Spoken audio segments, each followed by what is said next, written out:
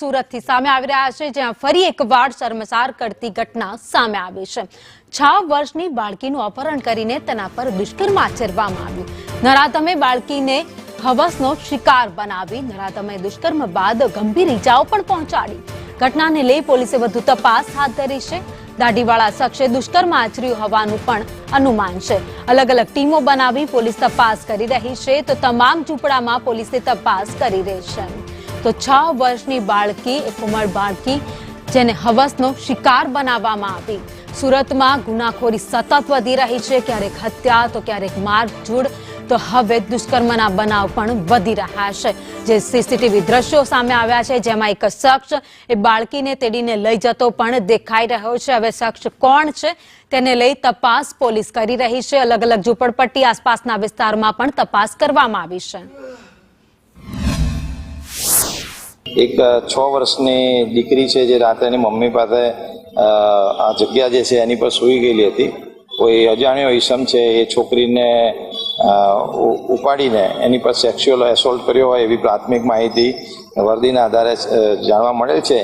દીકરીને અત્યારે હાલમાં સ્મીમેર હોસ્પિટલ ખાતે એની સારવાર ચાલી રહી છે અને પોલીસ આ અનુસંધાને આ બનાવની જે વર્દી છે એની પોલીસ ગુનો નોંધીને એની કામગીરી અત્યારે તપાસ કરવા કઈ કલમ હેઠળ ગુનો નોંધવામાં હજી તો ફરિયાદનું ડ્રાફ્ટિંગ ચાલુ છે। ફરિયાદ અત્યારે અમારો પ્રાયોરિટી છે કે આજે ખરેખર બનાવ બન્યો છે એની અંદર હવે તાત્કાલિક એનું ડિટેક્શન કરી અમારી પ્રાથમિક। વધુ અપડેટ સાથે સંવાદદાતા મનીષ પરમાર અમારી સાથે જોડાઈ ગયા છે।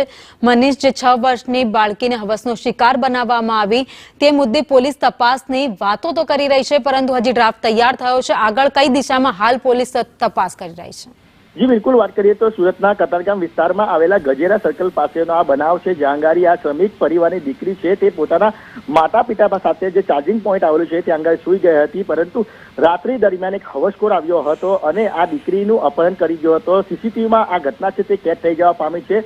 સીસીટીવીમાં સ્પષ્ટપણે દેખાઈ રહ્યું છે કે કાળી ટી શર્ટ પહેરેલો જે આરોપી છે તે બાળકી સૂતી હોય અને તેને ખભા પર મૂકીને જે અવાવર જગ્યા પર લઈ જતો દેખાઈ રહ્યો છે। એટલે કહેવાય કે જે આ નરાધમ છે તેને જ જે દુષ્કર્મ આચર્યું હોય તે પૂરેપૂરી શક્યતા વ્યક્ત કરાઈ છે, કારણ કે બાળકીનું અપહરણ કર્યા બાદ તેને અવાવર જગ્યા પર લઈ ગયો હતો। હાલ તમામ મામલે જે કહેવાય કે સુરત પોલીસે અલગ અલગ ટીમો બનાવીને આ આરોપીની શોધખોળ હાથ ધરી છે। ત્યારે જે કતારગામ પોલીસ અને ક્રાઇમ બ્રાન્ચ છે તે કહેવાય કે આ આરોપીને અત્યારે આઈડેન્ટિફાઈ કરી લેવામાં આવી છે અને આરોપીને જે કહેવાય કે પોલીસ સ્ટેશન લઈ જવામાં આવ્યો છે અને તેની વધુ પૂછપરછ હાથ ધરવામાં આવી છે કે ખરેખર આ બાળકીને તેને કેટલા વખતથી નજર રાખી હતી અને આ બાળકીને તેને કેમ શિકાર બની હતો। પણ સૌથી મોટી વાત છે કે માત્ર ને માત્ર 6 વર્ષની દીકરી હોય અને તેની પર દુષ્કર્મ ગુજારે।